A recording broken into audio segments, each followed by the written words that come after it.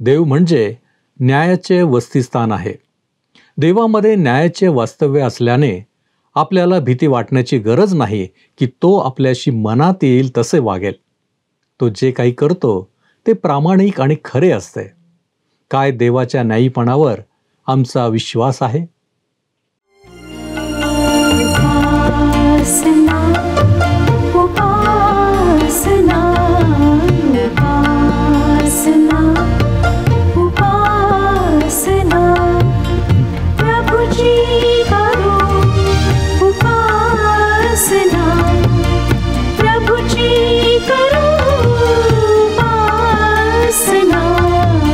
उपासना उपासना उपासना उपस्थित सर्व बंधू आणि भगिनींनो, उपासना कार्यक्रमामध्ये आपले हार्दिक स्वागत. प्रियांनो, मनुष्य चांगला की वाईट हे त्याच्या कृत्यांनी ठरले जाते. प्रत्येक कृत्य करण्यामागचे कारण हे त्याचा हेतू स्पष्ट करते. जगिक न्यायदान हे कृतीवर आणि हेतूंवर अवलंबून असते. परंतु देवाचे न्यायदान हे वेगळे आहे. देवाला भौतिक बलिदानाने संतोष होत नाही, तर देव मनापासून उपासना, प्रामाणिक प्रार्थना आणि त्याच्याशी खरा संबंध इच्छितो. प्रियांनो, आजच्या अध्ययनात आपण न्यायाधीश देवाकडे पाहणार आहोत. तसेच दाविदाची पापकबुली याचा परिचय करून घेऊन आपण काही वचने पाहणार आहोत. तर मग चला प्रियांनो, आपण आपल्या अध्ययनाची सुरुवात करूया. श्रोत्यांनो, आज आम्ही 50व्या स्तोत्राचा अभ्यास करणार आहोत. हे स्तोत्र न्यायाविषयी आहे. मंदिरातले जे 3 महान संगीत दिग्दर्शक होते त्यांच्यापैकी आसाफ हा एक होता. इतर 2 जण हामान व एथान हे होते. आसाफाने हे 50वे स्तोत्र रचले. या स्तोत्रात आपल्या लोकांचा व दुष्ट लोकांचा न्याय करण्यासाठी देवाचे न्यायाने येणे वर्णिलेले आहे. 50वे स्तोत्र 1-3 वचने आपण वाचूया. देवाधिदेव परमेश्वर बोलला आहे, त्याने सूर्याच्या उगवतीपासून मावळतीपर्यंत पृथ्वीला हाक मारली आहे. सौंदर्याचा केवळ कळस असा जो सियोन डोंगर, त्यावरून देव प्रकाशला आहे. आमचा देव येत आहे, तो उगा राहावयाचा नाही. त्याच्या पुढे अग्नी ग्राशीत चालला आहे.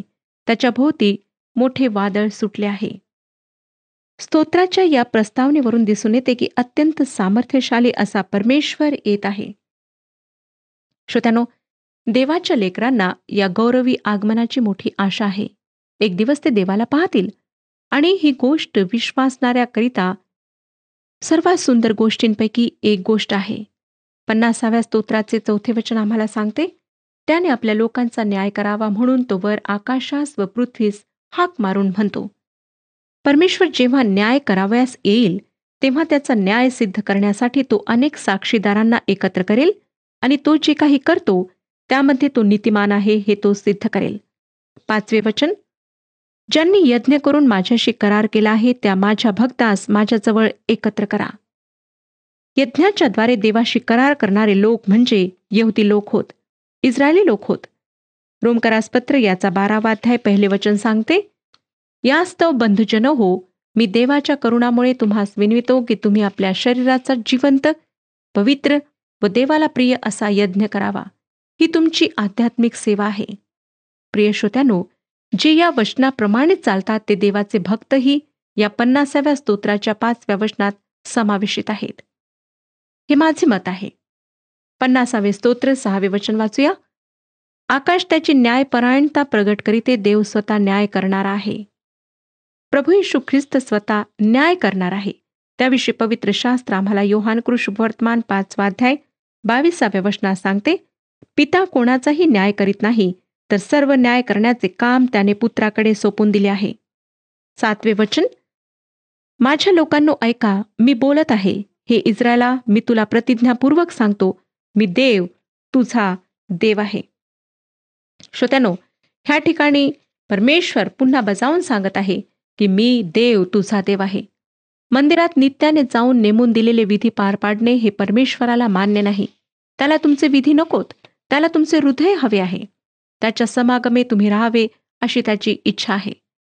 मिखा संदेष्टाच्या पुस्तकातील 6व्या अध्यायाच्या 8व्या वचनात परमेश्वर म्हणतो, मिखा संदेष्टाचे पुस्तक 6वा अध्याय 8वे वचन, हे मनुष्या, बरे काय ते त्याने तुला दाखविले आहे, नीतीने वागणे, आवडीने दया करणे व आपल्या देवासमागमी राहून नम्र भावाने चालणे या वाचून परमेश्वर तुझजवळ काय मागतो? परमेश्वराला एकीकडे विधिवत स्तवायचे, पवित्र शास्त्र वाचायचे, दुसरीकडे पैसा, प्रतिष्ठा, सत्ता व आवडत्या गोष्टी, आवडते लोक यांची हृदयामध्ये पूजा बांधायची, या गोष्टी परमेश्वराला पसंत नाहीत. म्हणून तो या ठिकाणी आपल्या लोकांना ठासून जोर देऊन सांगत आहे की हे इस्रायला, मी तुला प्रतिज्ञापूर्वक सांगतो, मी देव, तुझा देव आहे. या जिवंत देवाशी आम्ही त्याचा पुत्र येशू ख्रिस्त याच्याद्वारे संपर्क साधू शकतो व त्याच्याशी संबंध प्रस्थापित करू शकतो. 50वा अध्याय 8 ते 10 वचने आता आपण वाचूया.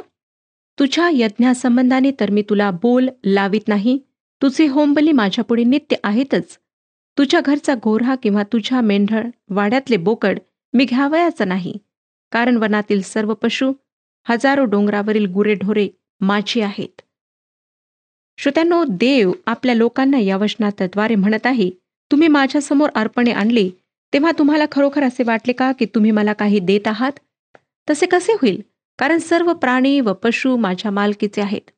या वचनावरून मला परमेश्वर इर्मया संदेष्टाच्याद्वारे जे बोलला त्याची आठवण होते. इर्मयाचे पुस्तक 7वा अध्याय 22 आणि 23 वचनात तो म्हणतो, तुमच्या पूर्वजास मी मिसर देशातून बाहेर आणले, त्या दिवशी होमबलीविषयी किंवा यज्ञबलीविषयी मी त्यास काही सांगितले नाही व आज्ञा दिली नाही. तर मी त्यास एवढीच आज्ञा केली की माझे वचन ऐका, म्हणजे मी तुमचा देव होईन व तुम्ही माझे लोक व्हाल. तुमचे बरे व्हावे म्हणून जो सरळ मार्ग मी तुम्हा सांगतो त्याने चला. श्रोत्यानो, आम्ही परमेश्वराच्या समक्षतेमध्ये त्याच्या आज्ञेनुसार चालणे याची तो आमच्याकडून अपेक्षा करतो. 12वे वचन वाचूया. मला भूक लागली तरी मी तुला सांगणार नाही, कारण जग व जगातले सर्व काही माझे आहे. मी मंदिरात पैसे टाकणाऱ्या लोकांना पाहते तेव्हा मला हसू येते, कारण हे लोक ते दान मंदिरात अशा प्रकारे टाकतात की त्याचे 2 अर्थ होतात. एक असा की हे देवा, तुला मी हे दान वाहिले आहे, मी तुझ्यावर उपकार केले आहेत. दुसरा असा की देवा बघ, मी तुला दान दिले ना, आता मुकाट्याने माझे काम कर. श्रोत्यानो, देवाविषयी व त्याच्या दानाविषयी असली वृत्ती असणे हास्यास्पद आहे व त्याविषयीच देव आम्हाला सांगत आहे की जग व जगातले सर्व माझे आहे. त्याची त्याच्या भक्तांकडून जी अपेक्षा आहे ती आपण 14व्या वचनात पाहूया. देवाला आभाररूपी यज्ञ कर, परतपरापुढे आपले नवस फेड. ही विचार करण्यासारखी गोष्ट आहे की आम्ही देवाच्या कृपेबद्दल, आशीर्वादांबद्दल त्याचे कितपत आभार मानतो. त्याला ओठांनी केलेला उपकारस्तुतीचा यज्ञ अर्पण करतो का? तो स्तुतीस पात्र असताना त्याची आम्ही स्तुती आराधना करतो काय? पुढे तो आम्हाला 15व्या वचनात म्हणतो, आणि संकट समयी माझा धावा कर, मी तुला मुक्त करीन आणि तू माझे गौरव करशील. आपल्या लोकांनी आपल्याकडे यावे ही देवाची अपेक्षा आहे, पण तो दुष्टांचा न्यायनिवाडा करणार आहे. 21 आणि 22 वचनांमध्ये तो म्हणतो, असे तू केले तरी मी उगा राहिलो. मी तुझ्यासारखाच आहे असे तुला वाटले, तथापि मी तुझा निषेध करीन, मी तुझी कृत्ये तुझ्या पुढे मांडीन. अहो देवाला विसरणाऱ्यांनो, ह्याचा विचार करा, नाहीतर मी तुम्हास फाडून टाकीन, तेव्हा तुम्हास कोणी सोडविणारा सापडावयाचा नाही. श्रोत्यानो, परमेश्वर ही गोष्ट केवळ इस्रायली लोकांना सांगत आहे असे नाही, तर तो ती आम्हालाही सांगत आहे. तो आमच्या कृत्यांविषयी न्याय करायला लवकरच येणार आहे, परंतु तो अति कृपाळू आहे. 23व्या वचनात तो म्हणतो, जो आभाररूपी यज्ञ करीतो तो माझे गौरव करीतो, आणि जो सरळ मार्गाने चालतो त्याला मी देवाने सिद्ध केलेले तारण प्राप्त करून देईन.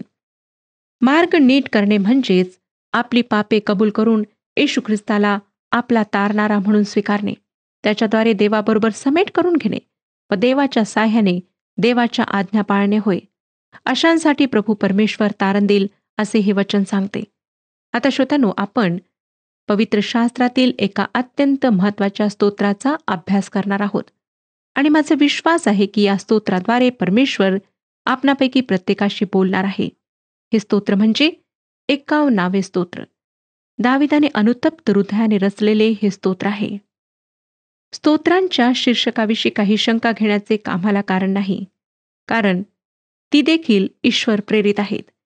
51व्या स्तोत्राचे शीर्षक आहे मुख्य गवयावासाठी दाविदाचे स्तोत्र. त्याने बथशेबेशी समागम केल्यानंतर नाथान संदेष्टा त्याचकडे आला, तेव्हाचे हे स्तोत्र आहे. स्पष्ट आहे की या शीर्षकाचा संदर्भ दाविदाच्या जीवनातल्या एका भयंकर पापाशी आहे. आम्हाला दाविदाच्या पापाचे तपशील पाहायचे कारण नाही, पण दाविदाने बथशेबेशी विवाह बाह्य संबंध करून 10 आज्ञांपैकी जवळजवळ 5 आज्ञा मोडल्या. सर्वप्रथम बथशेबेच्या सौंदर्यामुळे मोहित होऊन तो देवापासून बहकला. त्याने बथशेबेची काल्पनिक मूर्ती मनात स्थापून तिची पूजा केली. त्याने व्यभिचार केला. त्यासाठी त्याने बथशेबेचा पती उरिया याचा खून केला व त्याने आपल्या शेजाऱ्याच्या पत्नीचा म्हणजे उरियाची पत्नी बथशेबा हिचा लोभ धरला. अशा प्रकारे दाविदाने देवाने दिलेल्या 10 आज्ञांपैकी पहिल्या 2 आज्ञा, 6वी आज्ञा, 7वी आज्ञा आणि 10वी आज्ञा अशा 5 आज्ञा मोडल्या. उरिया दाविदाच्या विश्वासू वीरांपैकी एक होता आणि त्याची पत्नी बथशेबा हिचा लोभ धरून दाविदाने त्याला युद्धाच्या आघाडीवर पाठवले व त्याचा खून करवला. त्याने बथशेबेशी व्यभिचार केला. या गोष्टी केल्यानंतर दावीद अस्वस्थ झाला नाही. खरे तर ही लज्जास्पद कृत्ये इस्रायलच्या आजूबाजूच्या देशांमध्ये म्हणजे मिसर, बाबिलोन, आदोम किंवा मवाब या देशात लज्जास्पद समजण्यात आली नसती. याउलट राजाने असल्या गोष्टी करणे काही गैर नाही असे समजल्या जाई. दाविदाने जे केले ते त्या काळातल्या राजांची नेहमीची गोष्ट होती व ती थोड्याफार प्रमाणात मान्यता प्राप्तही होती. जेव्हा आजूबाजूचे लोक सर्रासपणे लाच घेतात आणि तुम्ही लाच घेत नाही, तर त्या लाच घेणाऱ्या लोकांमध्ये तुम्ही चेष्टेचा किंवा हास्याचा विषय बनता.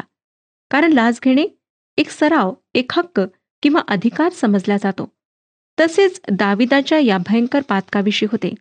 त्याच्या आजूबाजूच्या राजांना या गोष्टी मान्य असल्यामुळे हे पाप फार भयंकर नाही असे जणू त्याला वाटत असावे. परंतु श्रोत्यांनो, परमेश्वराच्या दृष्टीने पाप हे पापच आहे व ते त्याला कधीही मान्य नसते. मानवाची नीतिमूल्ये बदलतील, परंतु प्रभू परमेश्वर पवित्र आहे आणि तो कधीही न बदलणार आहे. त्याने मानवाला दिलेली नीतिमूल्ये, पावित्र्याचा दर्जा कधीही बदलू शकत नाही. म्हणून दाविदाचे पाप परमेश्वराच्या दृष्टीने एक नीच व घृणास्पद कृत्य होते. वरवर पाहता असं वाटतं की दावीद त्यातून सहज निभावला गेला, परंतु तसे नाही श्रोत्यानो. कारण दावीद देवाचा माणूस होता आणि तो आपल्या पापातून कधीही निभावून जाऊ शकला नसता. तो जेव्हा शांत बसला होता तेव्हा खरे तर तो अतिशय अस्वस्थ होता. 32व्या स्तोत्राच्या 3ऱ्या वचनात तो म्हणतो, मी गप्प राहिलो होतो तेव्हा सतत कण्ण्यामुळे माझी हाडे जीर्ण झाली. पुढे तो 32व्या स्तोत्राच्या 4थ्या वचनात म्हणतो, कारण रात्रंदिवस तुझ्या हाताचा भार मजवर होता. उन्हाळ्याच्या तापाने माझ्यातले पाणी सुकून गेले. श्रोत्यानो, दावीद या दरम्यान खरोखर एक चिंताग्रस्त व्यक्ती होता. आणि नंतर देवाने आपला सेवक नाथान याला दाविदाकडे पाठवले. नाथानाने दाविदाला एक गोष्ट सांगून विषयाला हात घातला. आपण तो वृत्तांत शमूएलाचे 2 पुस्तक 12वा अध्याय 1 ते 6 या वचनांमध्ये वाचूया.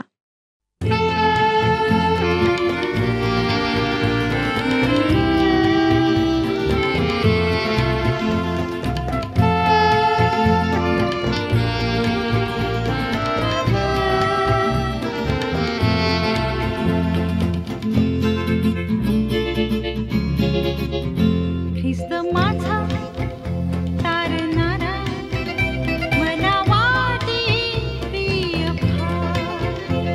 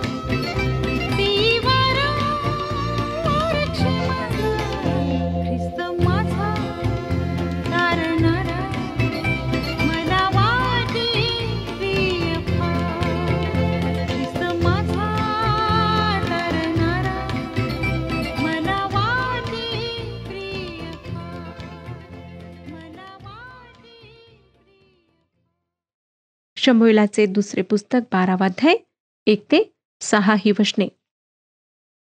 मग परमेश्वराने नाथानास दाविदाकडे पाठविले. तो त्याचकडे जाऊन म्हणाला, एका नगरात 2 मनुष्य राहत होते. त्यातला एक श्रीमंत व दुसरा गरीब होता.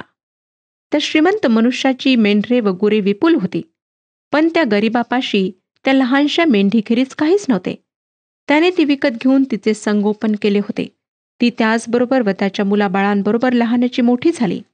ती त्याच्या घासातला घास खात असे व त्याच्या पेल्यातून पाणी पित असे व त्याच्या उराशी निजत असे. ती त्याची मुलगीच बनली होती. एकदा त्या श्रीमंतापाशी एक पाहुणा आला. तेव्हा त्याच्यापाशी आलेल्या त्या पाहुण्यासाठी भोजन करावे म्हणून त्याने आपल्या शेरडा मेंढरातून अथवा गाई बैलातून एखादे न घेता त्या गरीब मनुष्याची ती मेंढी घेऊन आपल्या पाहुण्यासाठी भोजन तयार केले.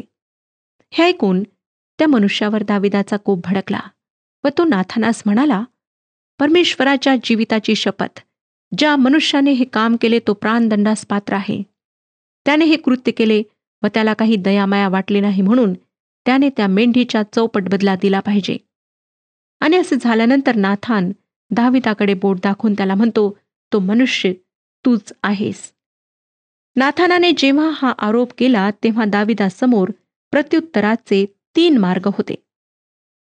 एकतर असा भयंकर आरोप ऐकल्यानंतर हा आरोप सरळ सरळ नाकारून तो म्हणू शकला असता की नाथानाचा हा आरोप धादांत खोटा आहे आणि तो माझी बदनामी करू पाहत आहे, किंवा त्याने काहीच न बोलता आपला राजदंड नाथानाच्या दिशेने उचलून त्याला देहदंडाची शिक्षा फरमावून त्याला ठार करवले असते. या कृत्याबद्दल दाविदाला काही समर्थन देण्याची गरज राहिली नसती. आणि तिसरा प्रत्युत्तराचा मार्ग हा होता की दाविदाने नाथानाने केलेला आरोप मान्य करावा. दाविदाने या तिसऱ्या मार्गाचा अवलंब केला. त्याने तो आरोप स्वीकारला व आपल्या पापाची कबुली दिली. खरे तर श्रोत्यांनो, दावीद राजा होता व राजाचा दोष काढण्याचा कोणाला हक्क नव्हता. परंतु नाथानाने राजाला त्याचा अपराध दाखवून दिला आणि विशेष म्हणजे दावीद राजाने आपला दोष पदरी घेतला. या घटनेच्या वृत्तांतातील आपण काही महत्वाची वचने म्हणजे शमूएलाचे दुसरे पुस्तक 12वा अध्याय 10 ते 14 वचने वाचूया. शमूएलाचे दुसरे पुस्तक 12वा अध्याय 10 ते 14 वचने. तर आता तलवार तुझे घर सोडणार नाही, कारण तू मला तुच्छ मानून उरिया हित्ती याची स्त्री आपल्या घरात घातली आहे. परमेश्वर म्हणतो, पहा, मी तुझ्याच घरातून तुझवर अरिष्ट उभे करेन. तुझ्या स्त्रिया तुझ्या देखत तुझ्या शेजाऱ्यास देईन. तो या सूर्यात देखत त्यांची अब्रू घेईल. तू ते काम गुप्तपणे केले, पण मी हे सर्व इस्रायला देखत या सूर्यात देखत करेन. दावीद नाथानास म्हणाला, मी परमेश्वराविरुद्ध पातक केले आहे. नाथान दाविदास म्हणाला, परमेश्वराने तुझे पातक दूर केले आहे. तू मरावयाचा नाहीस, तरी तू हे काम करून परमेश्वराच्या शत्रूस उपहास करावयास निमित्त दिले आहे. यास्तव तुला जो पुत्र झाला आहे तो खात्रीने मरणार. श्रोत्यांनो, 91व्या स्तोत्राची ही अशी पार्श्वभूमी आहे. या सर्व घटना घडल्यानंतर दावीद आपल्या खाजगी दालनात गेला व त्याने परमेश्वराजवळ आपली पाप कबुली दिली. देवाच्या सर्व महान सेवकांनी आपल्या पापांची परमेश्वरासमोर पाप कबुली दिली. 4थ्या शतकातला एक महान संत ऑगस्टीन यानेही आपल्या सर्व पापांची परमेश्वराजवळ कबुली दिली. दाविदाची पाप कबुली 51 स्तोत्रामध्ये नोंदलेली आहे. या स्तोत्राचा अभ्यास करण्यासाठी आपण त्याचे 3 विभाग करूया. पहिला विभाग 1 ते 3 या वचनांचा होईल. त्यामध्ये दाविदाला आपल्या पापांची पटलेली खात्री आणि त्याच्या सद्सद विवेकाची प्रखर जाणीव आहे. दुसरा विभाग 4 ते 8 या वचनांचा करता येईल. त्यामध्ये पापांची कबुली व देवाची दया व्यक्त झालेली आहे. आणि तिसरा विभाग 9 ते 19 या वचनांचा होईल. त्यामध्ये शुद्धीकरण व सहभागिता यांचे वर्णन आहे. आता श्रोत्यांनो, 51 स्तोत्राचा पहिला विभाग आपण पाहूया. 51 स्तोत्राची 1 ते 3 वचने आपण वाचणार आहोत. स्तोत्रसंहिता 51 अध्याय 1 ते 3 वचने. हे देवा, तू आपल्या वात्सल्याला अनुसरून माझ्यावर कृपा कर. तू आपल्या विपुल करुणेला अनुसरून माझे अपराध काढून टाक. मला धुवून माझा दोष पूर्णपणे काढून टाक. माझे पाप दूर करून मला निर्मळ कर, कारण मी आपले अपराध जाणून आहे. माझे पाप माझ्या पुढे नित्य आहे. श्रोत्यानो, पाप ही कधीही एक साधी सरळ गोष्ट असू शकत नाही. ती एक गुंतागुंतीची गोष्ट आहे. परंतु चांगुलपण मात्र एक साधी सरळ गोष्ट आहे. दाविदाने आपल्या पापासाठी 3 वेगवेगळे शब्द वापरले आहेत. सर्वप्रथम त्याने पहिल्या वचनात अपराध हा शब्द वापरला आहे. अपराध करणे म्हणजे देवाने घालून दिलेल्या मर्यादांचे उल्लंघन करणे. परमेश्वराने या विश्वाला भौतिक आणि नैतिक नियम घालून दिलेले आहेत.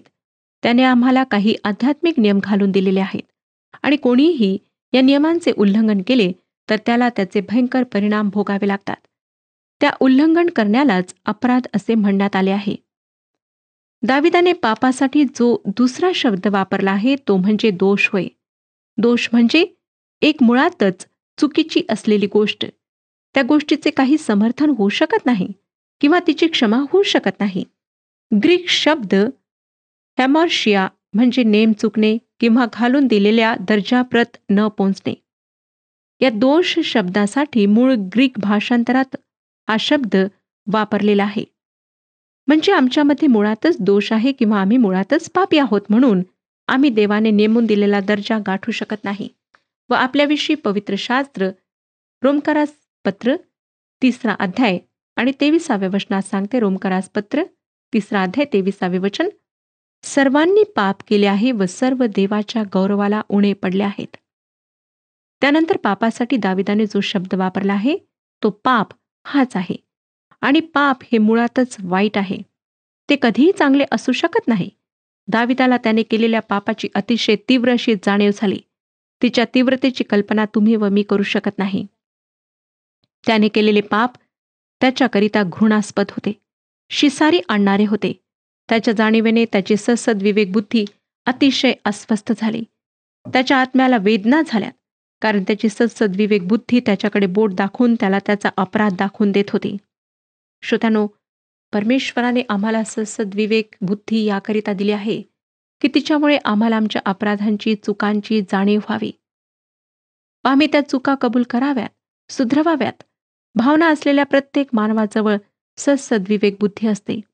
आपण मला असे मुळीच सांगू नका की आम्हाला आमच्या अपराधांची जाणीव होत नाही. आणि तसेच असेल तर मग दुर्दैवाने असे म्हणावे लागेल की तुम्ही आपल्या सद्सद विवेकावर गेंड्याचे कातडे पांघरले आहे. प्रिय श्रोत्यानो, तुम्ही कधी नम्र होऊन स्वतःविषयी विचार केला आहे काय? तुमचे अपराध काय आहेत? तुम्ही कोठे चुकला आहात? तुम्ही ज्या दिशेने जात आहात ती योग्य आहे की नाही? स्वतःच्या दृष्टीने कोणीच कधी अपराधी नसते, परंतु तुम्ही तुमचे अपराध दाखवून देण्यासाठी परमेश्वराजवळ कधी तशी प्रार्थना केली आहे काय? दाविदाला देवाच्या सेवकाने त्याचा अपराध दाखवून दिला.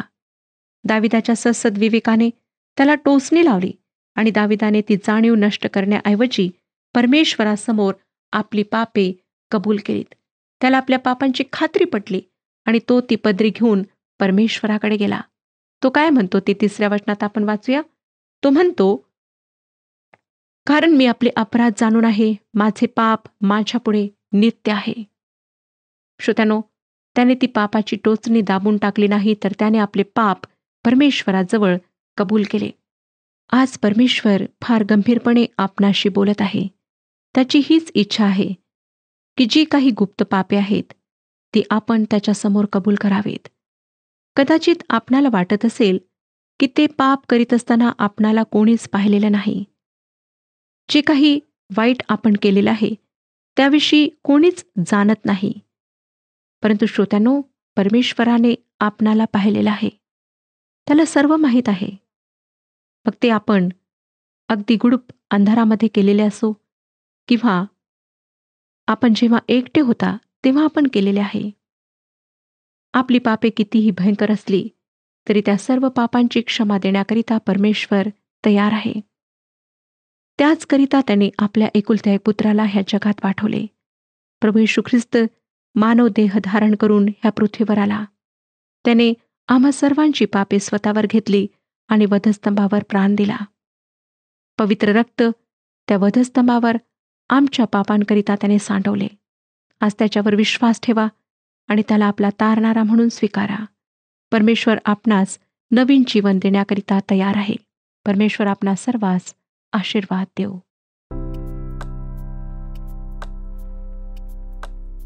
मागील कार्यक्रमातील प्रश्नाचे उत्तर आहे सी. येशू ख्रिस्तावर विश्वास ठेवणाऱ्यांना सार्वकालिक जीवन प्राप्त होते. आजचा प्रश्न, दाविदाने पाप केल्यावर देवाने आपल्या कोणत्या सेवकाला दाविदाकडे पाठविले? ए. शमुवेल, बी. नाथान, सी.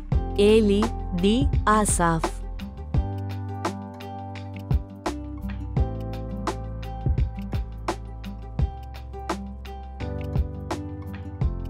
प्रियांनो, या प्रश्नाचे उत्तर उद्या सकाळी 6 वाजण्याच्या आधी पर्याय ए, बी, सी किंवा डी लिहून आपले नाव, पत्ता आणि ठिकाण यासोबत मोबाईल नंबर 7021474742 वर SMS किंवा व्हॉट्सॲप करा. प्रियांनो, आपण पाहिले की देवाला प्रामाणिकपणा आवडतो, ढोंगीपणा खपत नाही, आणि म्हणूनच आम्ही नैतिकतेचे जीवन जगावे ही देवाची इच्छा आहे. तसेच आम्ही हेही पाहिले की पाप हे गुंतागुंत निर्माण करते. पाप करणे देवाच्या दृष्टीने एक घृणास्पद गोष्ट आहे. म्हणूनच आम्हाला पापाची जाणीव होणे महत्त्वाचे आहे. आम्ही आमची पापे पदरी घेऊन देवाकडे क्षमा मागणे आवश्यक आहे. प्रियांनो, आज आपण विचार करूया की काय मी देवाच्या दृष्टीने प्रामाणिक आहे? माझे आचरण योग्य आहे? काय मला पापाची जाणीव झाली आहे? आणि काय मी देवाकडे माझ्या पापांची क्षमा मागतो? आपण प्रार्थना करू. आमच्यावरती प्रीती करणाऱ्या आमच्या महान प्रेमळ परमेश्वरा, तुला धन्यवाद देतो प्रभूजी आमच्या जीवनाबद्दल. कारण बापा, तू आम्हाला योग्य मार्ग दाखवणारा आमचा देव आहेस. आणि प्रभूजी, आम्ही ज्या ज्या वेळेस चुकतो त्यावेळेस प्रभूजी आम्ही तुझ्याकडे यावं, आम्ही आमच्या पापांची क्षमा मागावी ही देखील तुझी इच्छा आहे. आणि म्हणूनच प्रभूजी, या जीवनामध्ये जगत असताना आम्ही केवळ योग्य गोष्टी कराव्यात, पापांपासून आम्ही दूर राहावं, आमचं अंतःकरण शुद्ध असावं, यासाठी आम्ही तुझ्याकडे प्रार्थना करतो. प्रभूजी, तू आम्हा प्रत्येकाला सहाय्य कर. आमच्या जीवनामधले सर्व अरिष्ट, त्रास, संकट तू काढून टाक. आणि प्रभूजी, तुझ्यामध्ये तू आम्हाला सबल असं कर. तारणारा प्रभू येशू ख्रिस्त याच्या गोड आणि गौरवी नावात ही प्रार्थना केली आहे, म्हणून तू ऐक. आमेन. आपली पापे पदरी घ्या आणि पापापासून दूर राहा. प्रभू आपणास मार्गदर्शन करो.